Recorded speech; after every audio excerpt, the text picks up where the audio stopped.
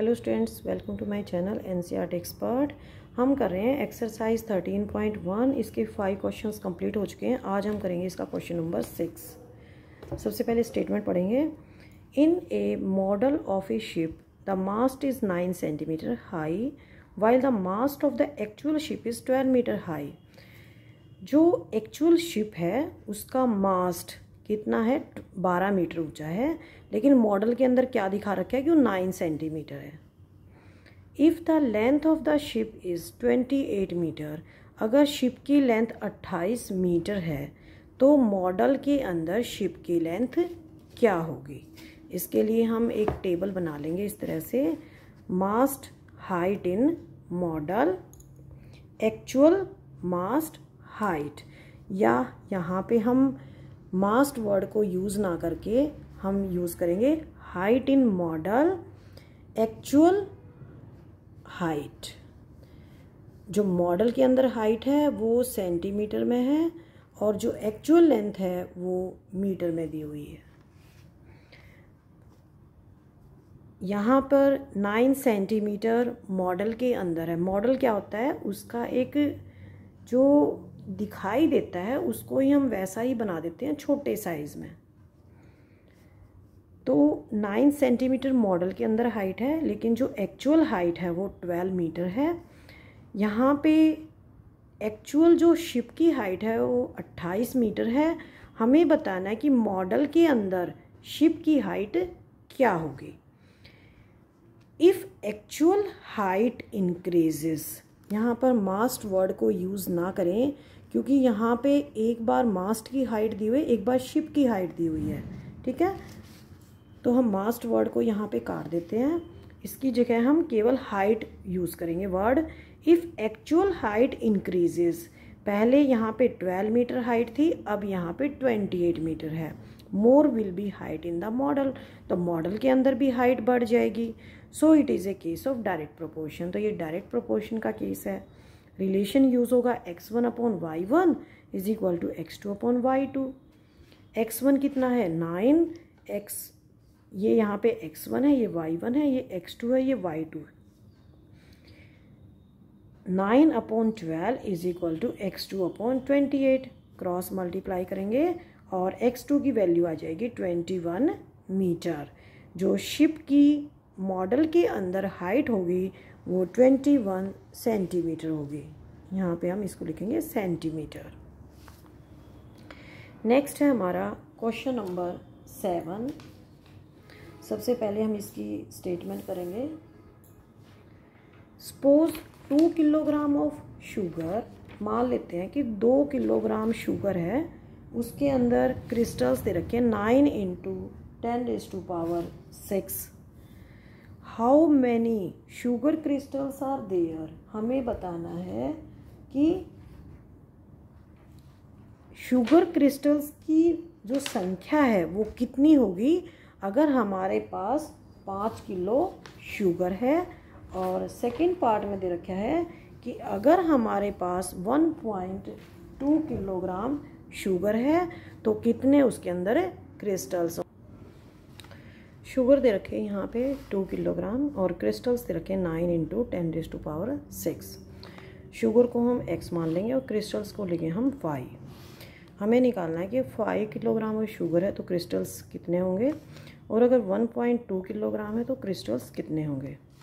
मोर sugar मोर crystals. अगर यहाँ पे शुगर बढ़ रही है तो क्रिस्टल्स भी ज़्यादा होंगे, अगर यहाँ पे शुगर घट रही है तो क्रिस्टल्स भी कम होंगे।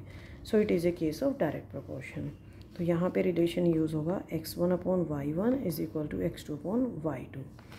ये यहाँ पे x1 है, ये x2 है, ये x3 है, ये यहाँ पे y1 है, ये y2 है और y3 है।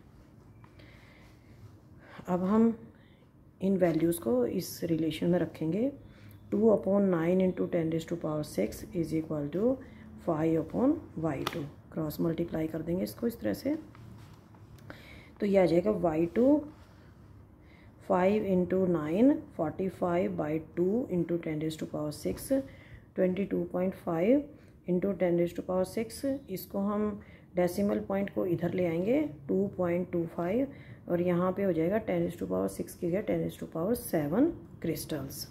तो एक तो पार्ट निकल गया। सेकंड पार्ट में हमें निकालना 1.2 किलोग्राम शुगर में कितने क्रिस्टल्स होंगे। x1/y1 is equal to x3/y3। x1/y1 2 kilogram sugar में 9 × 10⁻6 है, हमें निकालना 1.2 किलोग्राम शुगर में। तो इसको हम इस तरह से क्रॉस मल्टीप्लाई करेंगे तो y3 की वैल्यू आ जाएगी 5.4 × 10⁻6 क्रिस्टल्स। नेक्स्ट है question number 8। Rashmi has a road map with a scale of 1 centimeter representing 18 kilometer. She drives on a road for 72 kilometer. What would be her distance covered in the map? रश्मि के पास एक road map है, उसके अंदर जो scale है 1 centimetre क्या show करता है, 18 किलोमीटर। वो रोड पर ड्राइव करती है 72 किलोमीटर। तो अगर वो रोड पे 72 किलोमीटर ड्राइव करती है तो मैप के ऊपर उसकी डिस्टेंस क्या होगी। इसके लिए हम एक टेबल बनाएंगे। एक तो लिखेंगे मैप डिस्टेंस और एक लिखेंगे एक्चुअल डिस्टेंस। जो मैप की डिस्टेंस होती है वो सेंटीमीटर में होती है और जो एक्चुअल डिस्टेंस है वो यहाँ पे किलोमीटर में दे रखी है। इसको हम x मान लेंगे, इसको हम y मान लेंगे।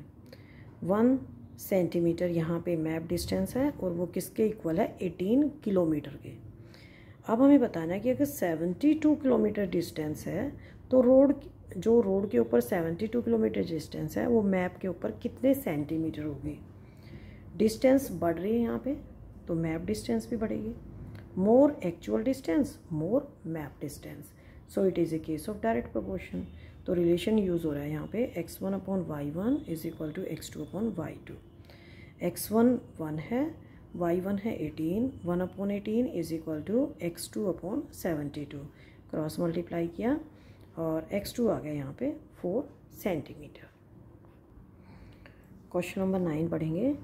ए 5 metre 60 centimetre high vertical pole cast a shadow 3 metre 20 centimetre long. एक पोल है, उसकी हाइट है 5 मीटर 60 सेंटीमीटर और उसकी शेडो है जो उससे छोटी है 3 metre 20 centimetre. Find at the same time the length of the shadow cast by another pole. हमें बताना है कि उसी सिचुएशन में एक दूसरा पोल है 10 मीटर 50 सेंटीमीटर का। हमें बताना है कि उसकी शेडो कितनी होगी। और दूसरा हमें बताना है the height of the pole which cast a shadow 5 metre long. हमें बताना है कि जिसकी शेडो, जो तीसरा पोल है उसकी शेडो 5 मीटर की है तो उसकी एक्चुअल हाइट क्या है। तो इसमें भी हम एक टेबल बनाएंगे। सबसे पहले यहाँ पे दिया हुआ है height of the pole metre में और height of the shadow is also in metre. Pole की हाइट को हम x मान लेते हैं, उसकी शेडो की हाइट को मान लेते हैं y। अगर 5.6 मीटर हाइट है पोल की, उसकी शेडो है 3.2। तो फर्स्ट केस में हमें क्या निकालना है कि जो पोल की हाइट है 10.5 मीटर, उसकी शेडो कितनी होगी। यहाँ पे हाइट बढ़ रही है पोल की। More height of the pole will cast more height of the shadow. अगर पोल की हाइट बढ़ेगी तो उसकी शेडो भी बढ़ेगी। सो it is a case of direct proportion. यहाँ पे इसको हम इस तरह से भी लिख सकते हैं, अगर शेडो की हाइट बढ़ रही है तो पोल की भी हाइट बढ़ेगी। तो इसमें रिलेशन यूज़ होगा x1/y1 is equal to x2/y2। इसको हम लेंगे x1 x2 x3, इसको लेंगे हम y1 y2 y3।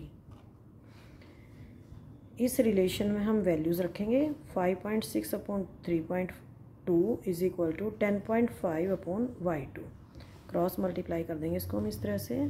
तो y2 की वैल्यू कितनी आ जाएगी, 6 मीटर। तो यहाँ पे ये आ जाएगा 6 मीटर। जो पोल 10.5 मीटर का है उसकी शेडो 6 मीटर की होगी। अब हमें इसका सेकंड पार्ट करना है।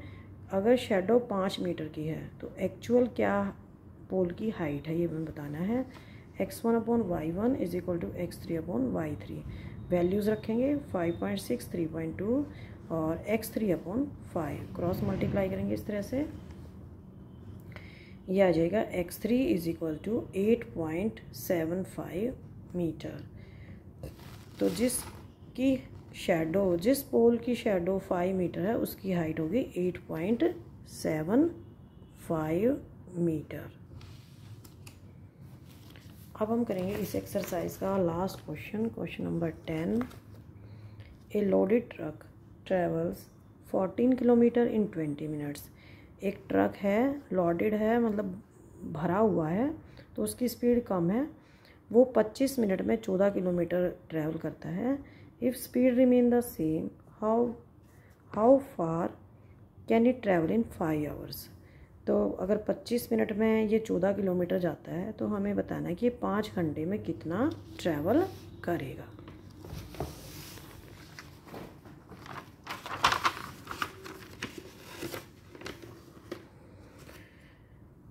डिस्टेंस दे रखी है यहाँ पे किलोमीटर में और टाइम यहाँ पे दिया हुआ है मिनट में। तो इसके हम एक टेबल बना लेंगे, इसको हम x मान लेंगे और टाइम को हम मान लेंगे y।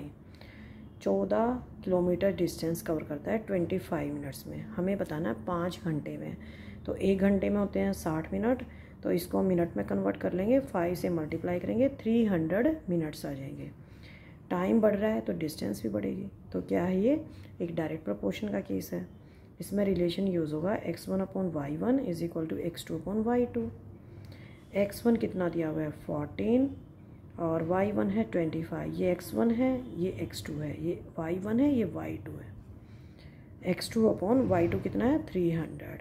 क्रॉस मल्टीप्लाई किया और x2 की वैल्यू आ गई यहाँ पे 168 किलोमीटर। तो 5 घंटे में ट्रक 168 किलोमीटर डिस्टेंस ट्रैवल करेगा। और इसी के साथ ही हमारी एक्सरसाइज 13.1 फिनिश होती है। मिलते हैं नेक्स्ट वीडियो में। Thank you.